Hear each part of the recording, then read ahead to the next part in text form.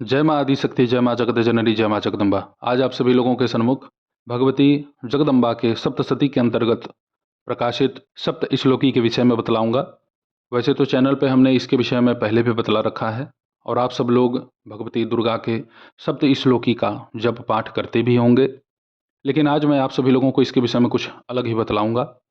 यदि आप अपने घर परिवार में कलह की स्थिति देखते हैं, सुख संपत्ति संतति की कमी है, व्यापार घाटे में चलता है या फिर व्यापार करने की इच्छा है, उसके लिए कोई प्रबंध नहीं हो रहा है, विवाह शादी प्रबंधन है या फिर विवाह शादी हो चुका है तो पत्नी से पति का पत्नी से बनता ही नहीं, घर में जितने भी बड़े हैं वो छोटे से अपमानित होते हैं, धर्महीन हो चुके हैं, भूत प्रेत पिशाच की कोई समस्या घर में बनी हुई है, या फिर किसी के कुंडली में अकाल मृत्यु का योग है, काल सर्प दोष है, पितृ दोष है, कुछ भी है, तो आप इसी नवरात्रि से भगवती दुर्गा के इस सप्त श्लोकी का अनुष्ठान आरंभ कीजिए।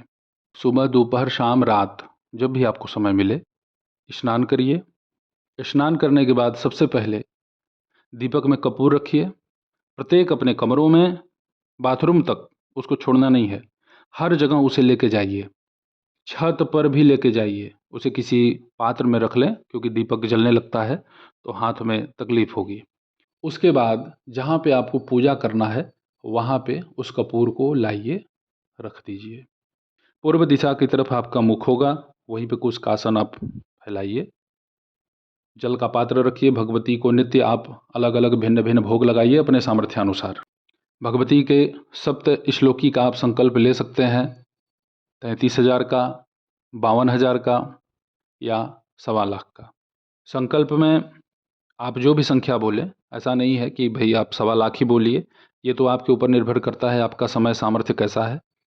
अब जैसे आप संकल्प में 1,000 पाठ बोल दें, चाहे आप 100 पाठ बोल दें, तो उसके अनुसार आप नित्य अपना पाठ का निर्धारण कर लें। और सप्त श्लोकी के सातों श्लोक ओम ज्ञान इनाम विचेतांशी से लेकर के ओम सर्वाबाधा प्रशमनम तक पूरा इसकी आवृत्ति आप करते जाएं। बहुत लंबा करना है तो भाई एक दिन में 100 पाठ भी होता है। कम ही करना चाहते हैं तो 3 पाठ, 5 पाठ, 9 पाठ, 11 पाठ, 21 पाठ, 51 पाठ, ऐसे भी होता है। अब जैसे आपको सुविधा पड़े। घी का दीपक एक जलेगा। लाल पीला श्वेत इन तीनों में से जो भी वस्त्र आपको मिल जाए साफ सुथरा, आप उसे धारण करें। ब्रह्मचर्यता का पालन करते हुए अपनी साधना को संपन्न करें। नित्य इसका पाठ यदि आप करते हैं तो भगवती की पूर्ण कृपा आपके ऊपर बनती है, और जिसके ऊपर भगवती प्रसन्न हो जाए, उनकी कृपा बन जाए, उसके यहाँ समस्या बाधा टिकता ही नहीं। यदि धन का आगमन भी बंद है, धन के स्रोत संभव ही नहीं दिख रहे, तो धन का आगमन भी भगवती की कृपा से आपके लिए बनने लगता है। हमने भगवती जगदम्बा के इस सप्त श्लोकी को कई बार बोल करके भी प्रकट किया हुआ है, तो यहाँ मैं उसे बोल करके प्रकट नहीं कर रहा। आप हमारे पुराने वीडियो से भी उसको देख सकते हैं, या फिर कहीं से भी आपको उपलब्ध हो तो आप उसे सुन करके समझ सकते हैं। ये तो मैं प्रयोग दे रहा हूँ, इस प्रयोग को आप कीजिएगा। सप्त श्लोकी के प्रत्येक मंत्र पूर्णतया सिद्ध हैं।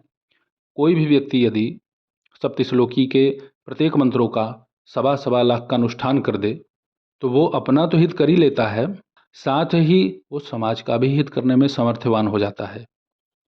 जितनी भी समस्याएं इस धरातल पे विराजमान है, जो देख सकते हैं लोग, जिनके पकड़ में वो आती हैं चीज़ें, वह सब भगवती दुर्गा के सप्त श्लोकी से साधी जा सकती हैं।